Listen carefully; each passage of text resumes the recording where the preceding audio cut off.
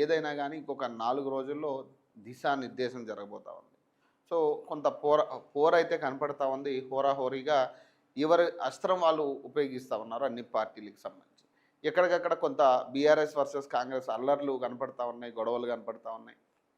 కొంతమంది కాంగ్రెస్లోకి చేరాము అని 10 మంది ఎమ్మెల్యేల మీద ఎవరి మీద అయితే నిందలు మోపిరో, సో స్పీకర్ ఎవరికైతే క్లీన్ షీట్ ఇచ్చిర్రో వాళ్ళు కూడా కాంగ్రెస్ తరఫున ప్రచారంలో పాల్గొన్న పరిస్థితి.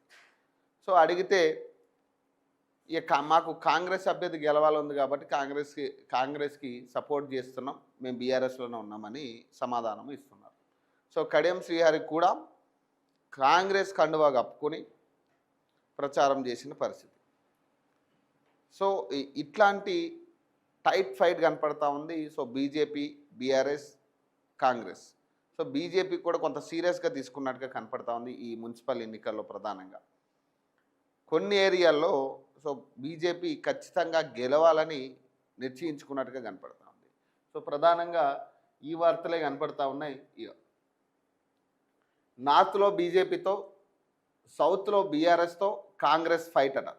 బీజేపీ మెయిన్ ఫోకస్ అంతా ఉత్తర తెలంగాణ పైన అట. 3 ఎంపీలు 7 ఎమ్మెల్యేలతో దూకుడుగా ప్రచారం అట.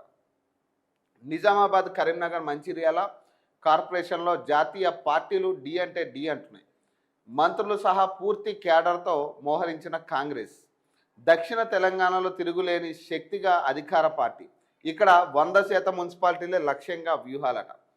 సొంత నియోజకవర్గాలపైనే బీఆర్ఎస్ ముఖ్య నేతల ఫోకస్. సిరిసిల్ల, సిద్దిపేట, గజ్వేల్ గెలిస్తే చాలనే పరిస్థితి. రసవత్రంగా మున్సిపల్స్ అట. రాష్ట్రంలో మున్సిపల్ ఎన్నికల పోరు రసవత్రంగా మారింది. ఈ ఎన్నికల్లో 3 ప్రధాన పార్టీలు నేరుగా తలపడుతున్నప్పటికీ ఉత్తర తెలంగాణ, దక్షిణ తెలంగాణ నడుమ తేడా స్పష్టంగా కనిపిస్తున్నది. మెజారిటీ మున్సిపాలిటీలు, కార్పొరేషన్లపై కన్నేసిన కాంగ్రెస్ పార్టీ నార్త్లో బీజేపీతో, సౌత్లో బీఆర్ఎస్తో తలపడుతున్నది. బీజేపీ ప్రధానంగా ఉత్తర తెలంగాణ పైనే ఫోకస్ పెట్టింది.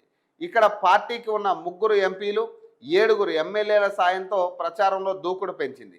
ముఖ్యంగా నిజామాబాద్, కరీంనగర్ కార్పొరేషన్లపై కమలం పార్టీ కన్నేయడంతో కాంగ్రెస్ అలర్ట్ అయింది. ఆ 2 కార్పొరేషన్లను ఎట్టి పరిస్థితుల్లోనూ చేజారకుండా ఇన్ఛార్జ్ మంత్రులను రంగంలోకి దింపింది.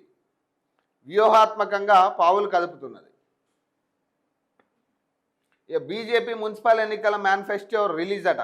కాంగ్రెస్ పాలన అవినీతి తారాస్థాయికి చేరిందట. ఎన్ రామచంద్ర